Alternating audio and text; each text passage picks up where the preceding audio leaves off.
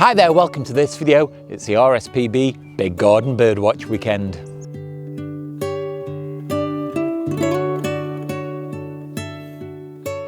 As a regular viewer, Dean pointed out to my wife, this is a big weekend here for me because it's the RSPB Big Garden Birdwatch. Hi Dean, hope you and Marie are fine. Now it's something that I do every year and have been doing now for about 10 years, but it is the 45th year that the Big Garden Birdwatch has been taking place, and it's now one of the largest citizen-led science projects in the world, and it's really vital to keeping track of all the birds in the country. What I'm going to do in this video is I'm going to tell you something about last year's results, what the Big Garden Birdwatch is all about, tell you what I've seen this year, and I'll give you a live update as well of this year's numbers that are on the website. So stay with me because there's going to be lots of facts. I'm going to drop in some photographs and video that I've taken as well, and it's just going to be another way that I can show you why I enjoy my photography.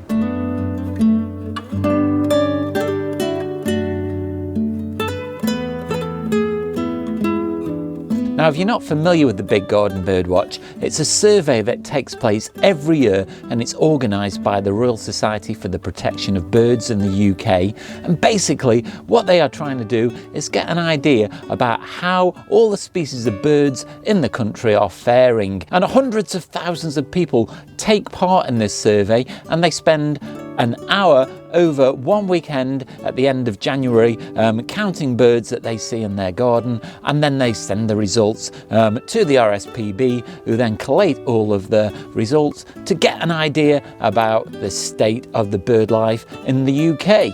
So the survey is really easy to take part in. Even if you've got no knowledge of garden birds, you can download an identification sheet from the RSPB website. So that should tell you all of the most common birds that you're likely to see.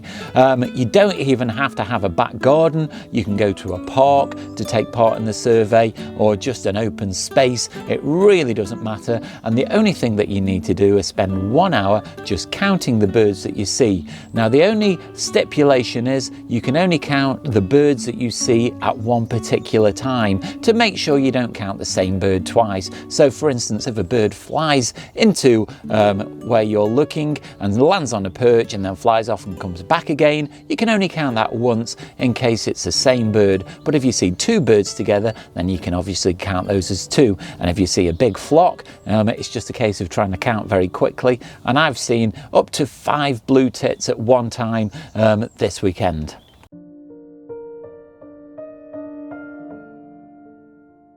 Let's start by talking about some of the results from last year's survey. The house sparrow still comes in at top of the leaderboard for the 20th year running, but there have been some startling declines in the bird population, with 22 million house sparrows being lost since 1966. In 2023, over 500,000 people took part in the survey and counted more than 9 million birds. And one of the really big takeaways that we can learn from the survey over the last 45 years is just how much birds are in decline, and really how much of a climate and nature emergency we are really in, because we've lost over 38 million birds from our skies. One of the birds that has seen a really big decline is the song thrush. It's down 80% in sightings from where it was in 1979, with it only being sighted in around 9% of the gardens in the country. Now, another sad decline are chaffinches and greenfinch. They suffer from a disease called trichomoniasis, and over the last decade, chaffinch numbers are down by 34% and greenfinch's numbers are down by 65%. Trichomoniasis can be spread from water and food, particularly feeders that people put out in their garden. Now, it's important to clean your feeders regularly with a mild disinfectant, and also make sure that you don't put too much food in the feeders, maybe 1 or 2 days worth, to stop food waste. But it's not all bad news. The long-tailed tit, which is a lovely little bird, has risen 5 places in the rankings, with 39% more sightings since 2022.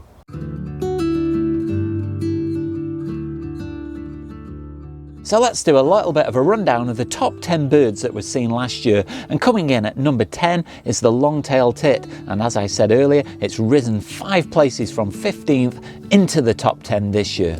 Staying at number 9 is the magpie, and this is mainly because it's increased its numbers in urban areas, making it a non-mover in this place. Another non-mover is the great tit. Now this acrobat and boss at the feeder really has earned its place at number 8 in the rankings.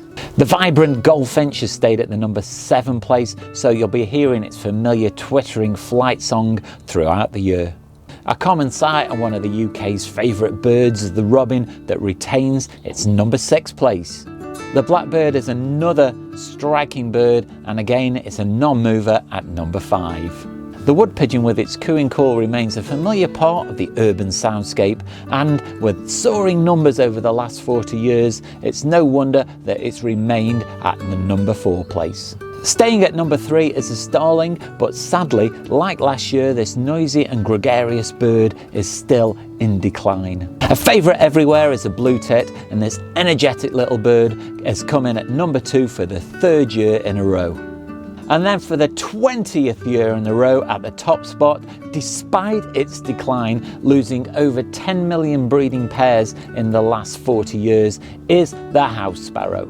But the good news is that the house sparrow numbers have remained fairly static over the last 20 years, with slight increases in some parts of the UK.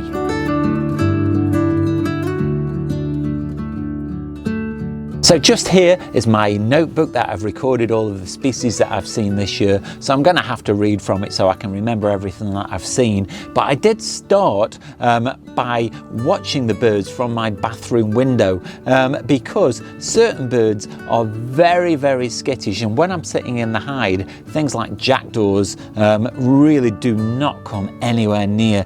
But we do get quite a lot of them. And they were the most common bird that I've seen this year. And I got 15 at one point when I just put the feed out, but as soon as you come out and sit in the hide, then you barely see them at all. The next most common bird I saw was a blue tit. Now I'm pretty sure that I saw more than 6, but I only saw 6 at one time, but they were in and out so frequently that I couldn't be sure there were more than 6 individuals, so 6 was my final tally. Tying with 5 sightings each were the wood pigeon, the blackbird and the collared dove.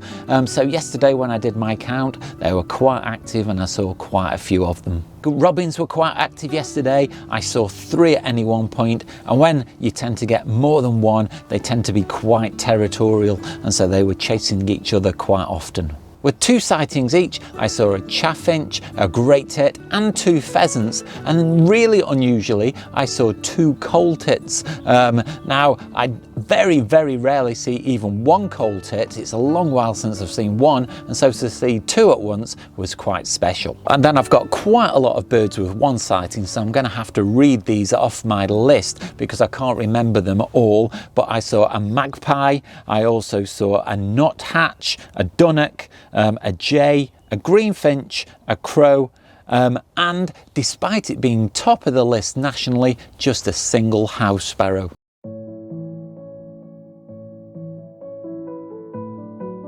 So I'll give you a little bit of a live update on this year's results so far. Now at the moment it's 1 o'clock on the 28th of January, so it's day 3 of the Big Garden Birdwatch, and the website is updated constantly. Now there will be a lot of people who won't have put their results on just yet, but as it stands at the moment, 2,823,973 birds have been recorded as sightings so far this year, which is really quite good. Now, the leaderboard as it stands at the moment still is the house sparrow with 397,000. Blue tit comes in second and starling comes in third. And so it's fairly similar to the results last year, but it'll be interesting to see how the results are collated when they come in and how the population of birds has fared compared to last year. The RSPB is a really important charity that does great work to help support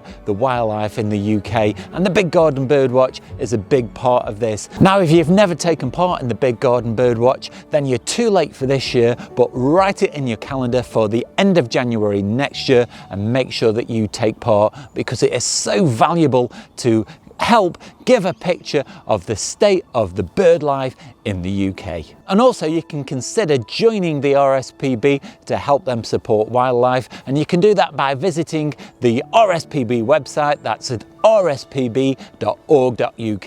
There you can find details of membership and how you can join.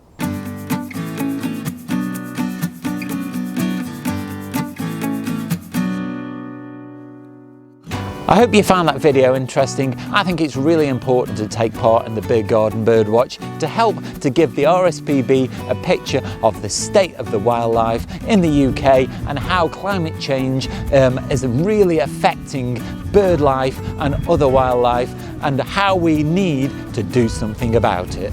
Well, I hope you've enjoyed that video, and if you have, let me know down below in the comments, or nip over to my Instagram or Vero account, that's at Oakden Photography. Leave me a comment there, and you can also see lots of my photographs. Now, if you like what I do on the channel and want to help support me to make future content like this, then you can also leave via the gift shop. That's at Teespring. There I've got a range of merchandise on offer, so head off over there, because a purchase really does help me out and it's very much appreciated. But you don't have to spend any money at all to support the channel. You can do that simply by clicking like, subscribe and the bell notifications. It really helps me out, and it makes sure that you don't miss out on any future content. Watch out for next week's video. That goes live on Sunday, but in the meantime, go and check out this video just up here, and all that's left now is to say stay safe, and I'll see you soon.